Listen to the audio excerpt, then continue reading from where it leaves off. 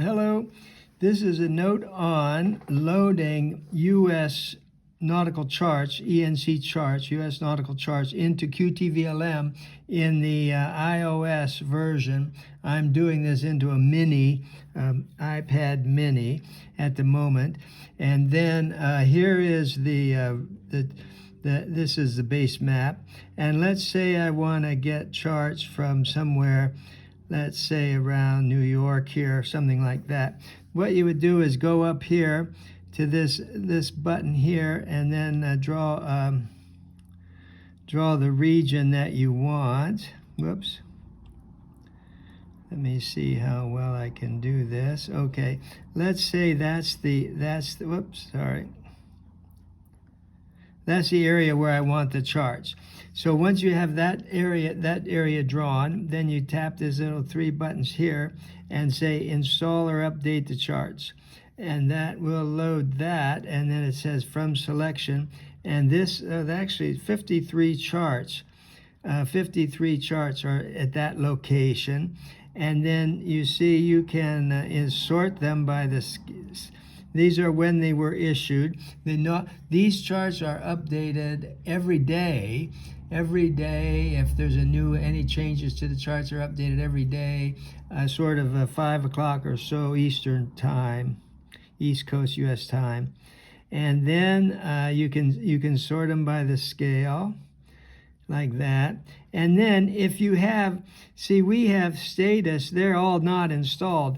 But when you do this and you come back in a couple days, there'll be some of these that will say, well, for example, if I choose not to install all of these now, then they won't show those. If I look at the scale here, yeah, there's a couple big ones there.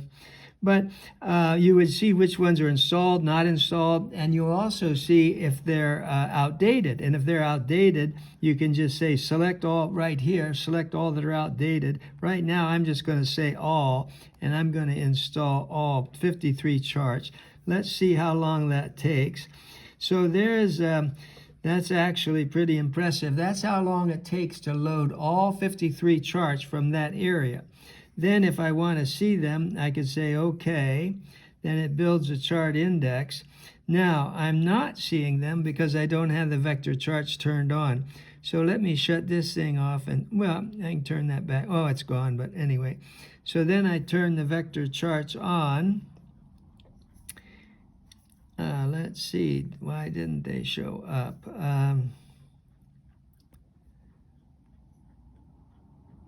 Oh, this thing.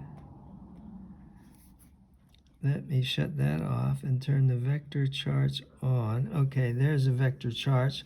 Now, and then you can zoom this, like that with your fingers on the iPad. And then once you're there, let's say you've forgotten well, you won't know that really because there's so many of them. But if you want to see what charts are available at a particular place, like right in here, say, then you can go up here, get this little pointer tool there, and put it where you want it. Let's say I want it right there. And then click this menu here and say charts at this location.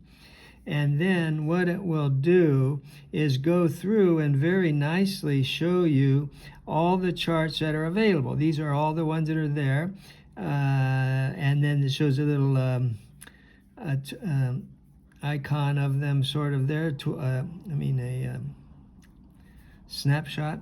And then if you want to go to just the one with the most resolution, the largest scale, you can just click that one and say show only that chart, and then you're zoomed into there and you're looking at that. So that's how you load charts into the iOS. I think the process for an Android is very similar. Very similar interface. Okay, that's the end of that. Thank you. I did say, yeah, no, okay, you have, you always want to store your charts in the same place, but if you always do this process this way, that will keep track of your charts. You do have the option to change that folder, but once you start changing those folders, then the updating is not so well organized. Best not to do that.